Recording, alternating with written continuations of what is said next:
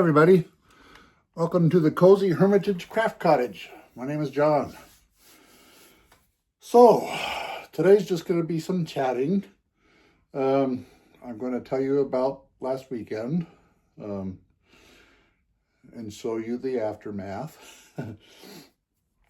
So anyway, on Saturday, my wife Kristen took Micah and I to Spokane to go to a fellow train lover's house to see his trains and his layout and everything, and have something to eat and just kind of hang out for a little bit. And so she did.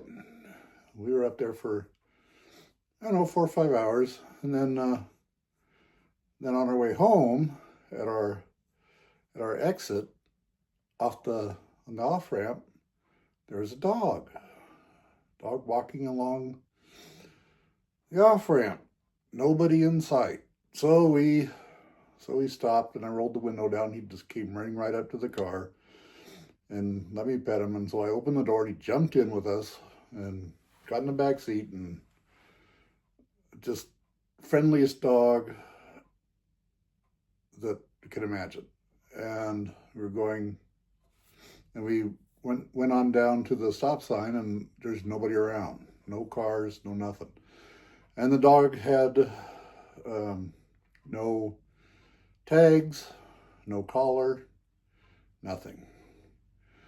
And my wife realized that when we had left that morning, and when there was a truck and trailer at the on the on-ramp to the freeway, and she saw a man and a boy, a teenager, walking a dog on a leash and the dog had a harness on.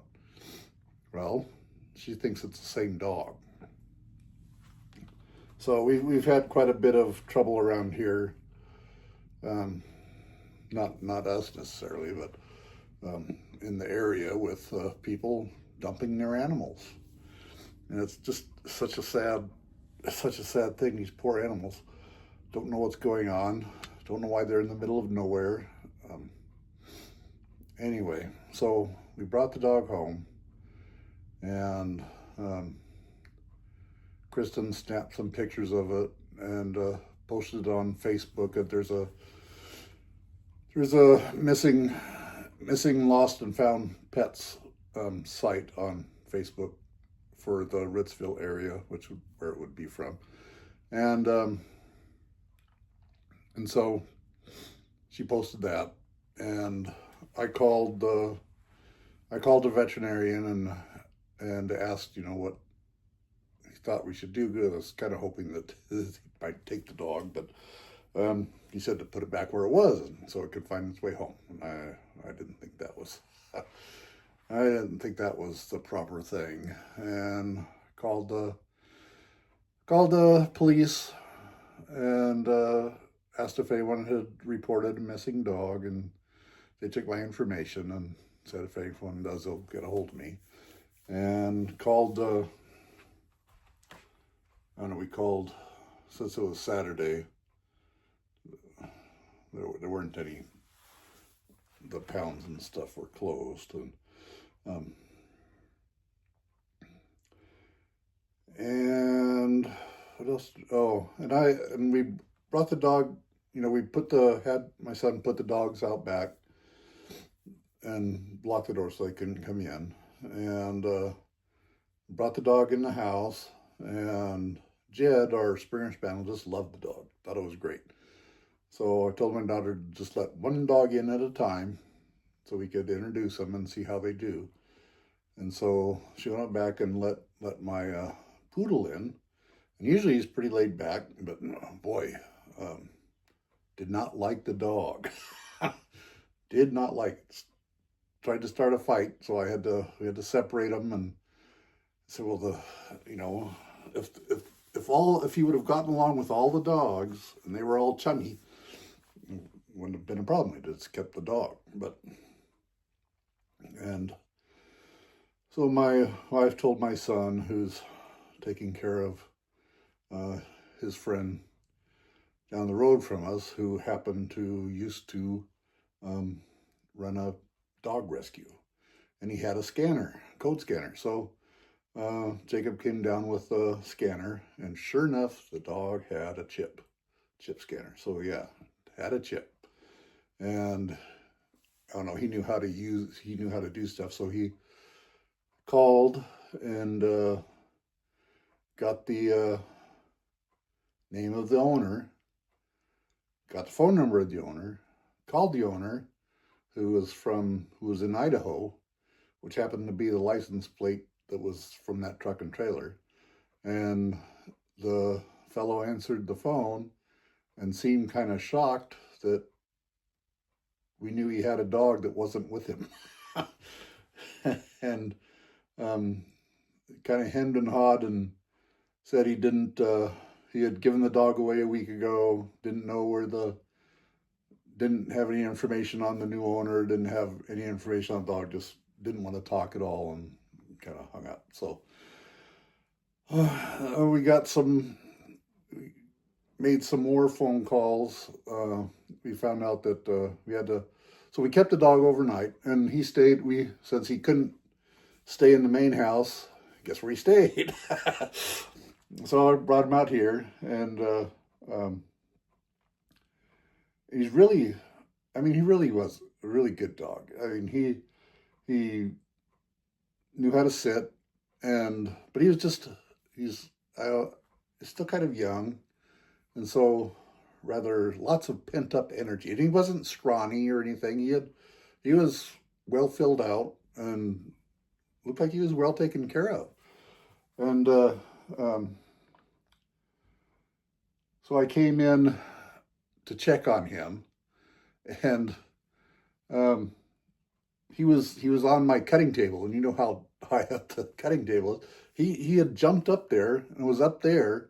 I don't know what he was doing up there, but he was up there, and so I said, "Well, okay," and then I took him for a walk and stuff, and then put him back in, and I came out later to check on him again, and he had jumped up on the ironing board and knocked it over. Of course, I had stuff on the ironing board, so there was just stuff scattered all over the place. So he didn't eat anything. He didn't chew anything. Nothing was damaged. He just knocked stuff over, and and so that happened a couple times. I was foolish enough to set the ironing board back up and put stuff back on it, and hope and move some stuff so maybe it wouldn't be as bad when he knocked it over again. But he knocked it over again, and so we wound up. Let me see if I can do this without. Wound up putting everything on the work table.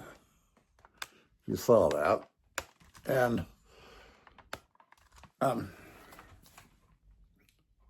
so yeah, and I moved. He would, when I'd come in to check on him after that, he was sitting on the sewing machine table by the window, looking out the window. He just sat there and looked out the window, and that's where he was every time I came out. And then on what was it? Yeah, then Sunday, it was getting a little warm, so I opened the window here and put one of those screens in, and it was only this tall, and so he could get some air, and went back in the house. And then all of a sudden our dog started barking and just carrying on, and Kristen looked out the window, and the dog had gotten out. It went through the screen.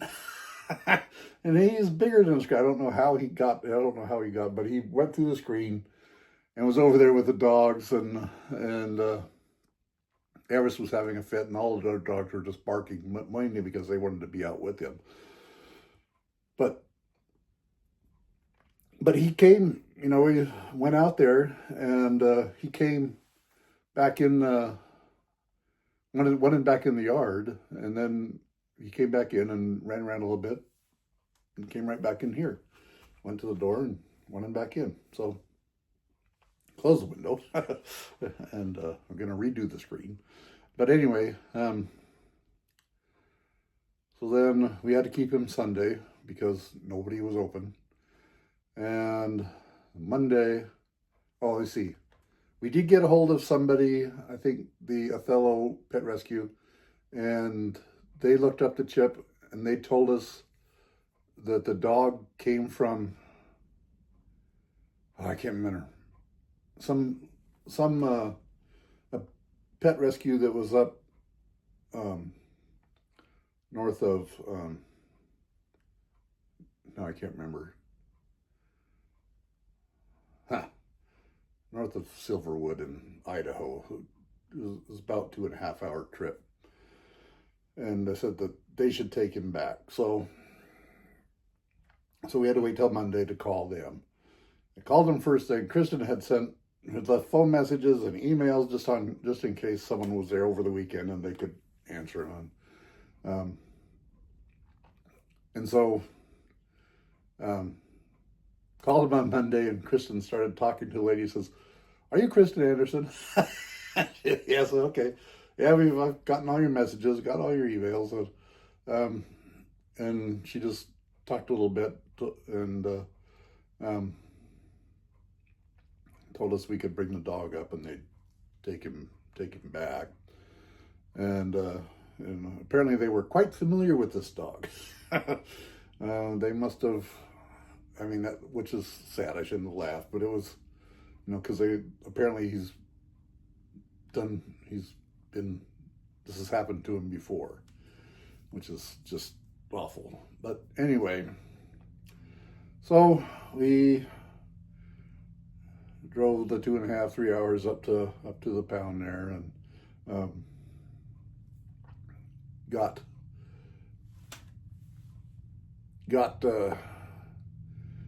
there, and Kristen took the dog in. The dog leaped up on their counter and just stood there on the counter and knew where he was and everything. And so they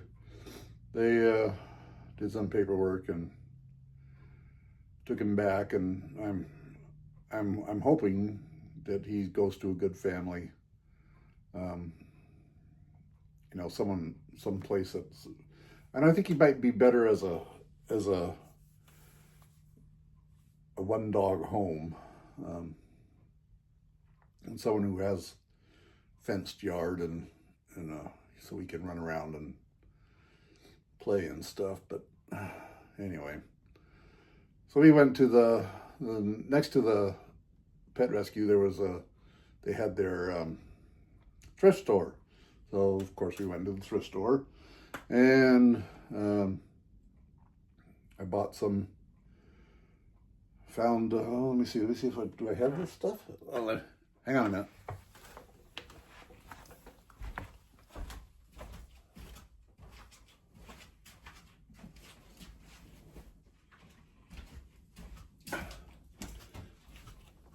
I found some pillow inserts, or Kristen found pillow inserts for me. There's 4 of them. So I got those. And then I found this little iron. It was only $3.80 or something. So, and it works really well.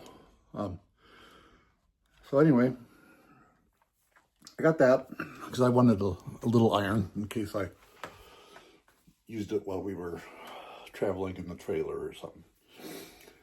So then I came home. And I know everything is pretty much the way it's been.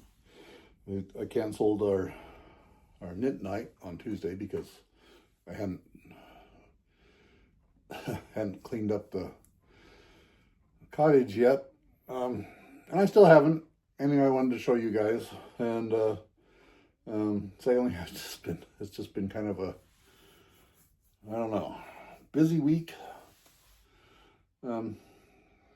But anyway, mainly, I just wanted to let people know, if you're gonna get a dog or a cat or any kind of animal or pet, make sure you intend to go the long haul and take care of this animal for its whole life. And sometimes it's a big commitment. I mean, we have 6 dogs and I don't know, 3 or 4 cats and a bunny. And they're all family, and they all stay in the house. They're just part of us. So I just don't understand how someone can take an animal and just dump it off in the middle of nowhere. Where around here, if an animal gets dumped off on some back road where there's no houses around, coyotes are going to get it. Same with a cat. Coyotes will eat it up. That even happens in Odessa. The coyotes come in and take little dogs and cats if they're not being watched. But anyway, support your local shelter. Help them out. Anyway, so there's that. And I think this has been a public service announcement.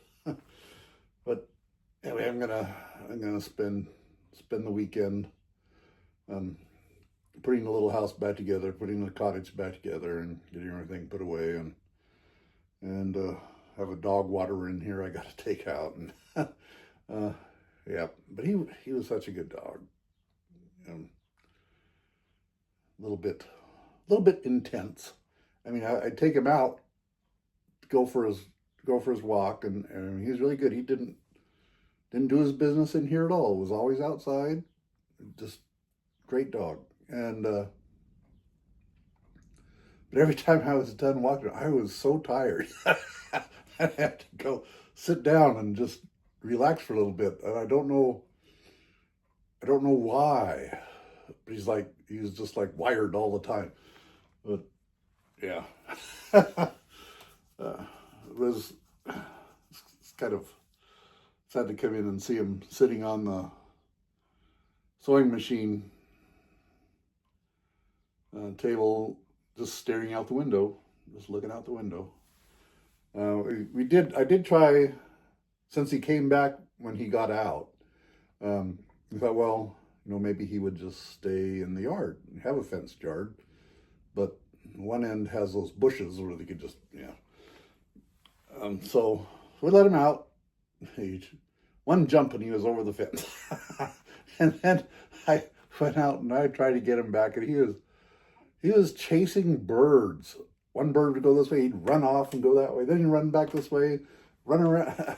Oh my goodness, I got more walking in that day than everybody. He'd stay around, and I was calling him, and he wouldn't come back to me. And so I texted Kristen, told her to call him. So she came out and called him and ran right to her. So I think he's a woman's dog. I think he'd do well with women, probably because if he's been in the rescue for so long, and there's not being racist or sexist or anything, but I think a lot of women work in those, and so he's probably used to women and their voices and everything, and quantifies that with comfort and safety. So he just ran right to Kristen, and so then I don't run. I walked quickly back and snapped a leash on him and got him back and took him for a little walk again, and got him back in the cottage here. So anyway, I'm sorry to ramble on about this, but I don't know. It's just disturbing. So I've talked long enough now. It's 20 minutes, so yeah. Anyway, hope everyone has a great weekend, great week. And if you do happen to find a cat or a dog on the road, you know, you might, usually vets or the, you know, the shelters have those chip scanners, and they should be able to tell you where the animal came from. And I mean, I think in some places that if you dump an animal, you can get fined. You can get in trouble for that. So maybe, I don't know, something to do, or they could just be genuinely lost. And usually, though, if they're missing tags and a collar and looks like they're stripped of all identification, it's for a reason. So anyway, thanks for watching, everybody. Give me a thumbs up and subscribe and comment and share. So thank you for watching. I'll see you next Friday. Bye.